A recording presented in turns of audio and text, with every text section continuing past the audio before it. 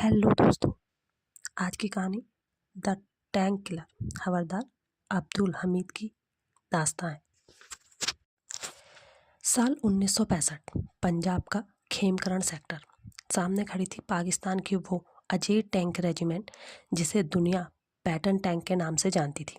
America के बने ये टैंक उस वक्त के सबसे आधुनिक युद्ध यंत्र थे। भारतीय सेना के पास इनके सामने टिकने के लिए ना तो भारी टैंक थे और ना ही वैसी तकनीक। लेकिन पाकिस्तानी एक चीज़ भूल गया था, हिंदुस्तानी जिगर। आज की कहानी एक ऐसे जाबाज की है जिसने एक साधारण सी जीप पर सवार होकर दुनिया के सबसे खतरनाक टैंकों का कब्रिस्तान बना दिया। चलिए जानते हैं परमवीर चक्र विजेता हवलदार अब्दुल हमीद की वो रोंगटे खड़ी कर देने वाली कहानी। सितंबर 1965 में पाकिस्तान ने ऑपरेशन ग्रैंड स्लैम शुरू किया था।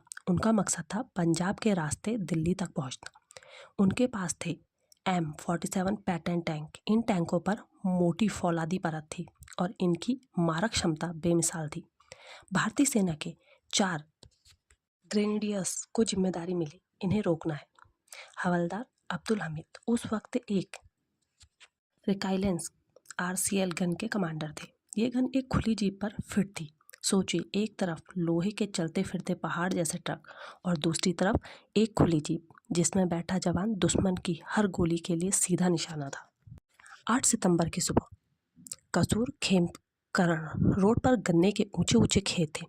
अब्दुल हमीद ने अपनी जीप को उन खेतों में छिपा दिया। जैसे ही पाकिस्तानी टैंकों का काफिला करीब आया, हमीद ने अपनी सांस और फिर हुआ धमाका। पहले ही शॉट में हमीद ने एक पैटर्न टैंक के परखच्चे उड़ा दिए। पाकिस्तानी सेना सन्न रह गई। उन्हें समझ नहीं आया कि हमला कहाँ से हुआ। इससे पहले कि वे समझते, हमीद ने अपनी जीप की पोजीशन बदली और दूसरा टैंक तबाह कर दिया। 9 सितंबर तक हमीद ने 4 टैंक के ढेर कर दिए थे। दुश्मन के जनरल बौखला गए थे। उन्होंने अपनी पूरी ताकत हमीद के उस एक जीप को ढूंढने में लगा दी। लेकिन हमीद हिट एंड रन की तकनीक का इस्तेमाल कर रहे थे, मारो और गायब हो जाओ। 10 सितंबर की सुबह हमीद के सामने 3 और टैंक आए। उन्होंने 5वां और 6वां टैंक भी उड़ा दिया। अब उनकी नज़र 7वें टैंक पर थी, लेकिन इस बार उस टैंक की नज़र भी हमीद पर पड़ गई। दोनों तरफ से एक साथ गोला दागा गया। हमीद का निशाना सटीक। 7वें टैंक आग के गोले में बदल गया, लेकिन अफसोस, दुश्मन का गोला सीधे हमीद की जीप पर लगा। वो जाबाज जिसने अकेले एक रेजिमेंट का गुरूर मिट्टी में मिला दिया था, भारत माँ की गोद में हमेशा के लिए सो गया। हमीद की प्रतिमा परमवीर चक्र मेडल।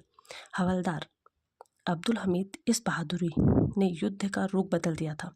उस जगह को आज असल उत्तार यानी करारा जवाब कहा जाता है और उस मैदान को पैनल नगर, क्योंकि वहाँ पाकिस्तानों के दर्जनों टैंकर कबाड़ बन गए थे।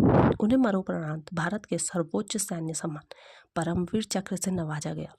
अब्दुल हमीद हमें सिखाते हैं कि युद्ध हथियारों से नहीं, हौसलों से जीते जाते हैं। अगर आपको भी इस वीर योद्धा की कहानी ने प्रेरित किया हो तो कमेंट में जय हिंद जरूर लिखें और चैनल को सब्सक्राइब करें।